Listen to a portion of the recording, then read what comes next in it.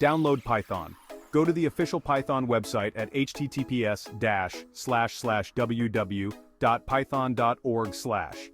Navigate to the Download section and choose the version of Python you want to install. Typically, Python 3.x is recommended for most users. Run the installer. Once the installer file is downloaded, run it. On Windows, you might need to check the box that says Add Python to Path during the installation. On macOS and Linux, this is usually handled automatically. Verify installation on Windows, open Command Prompt or PowerShell and type Python, version or Python 3, version. On macOS and Linux, open Terminal and type Python 3, version. Install a code editor, optional. While not strictly necessary, a good code editor can make coding in Python easier. Popular choices include VS Code, PyCharm, and Sublime Text.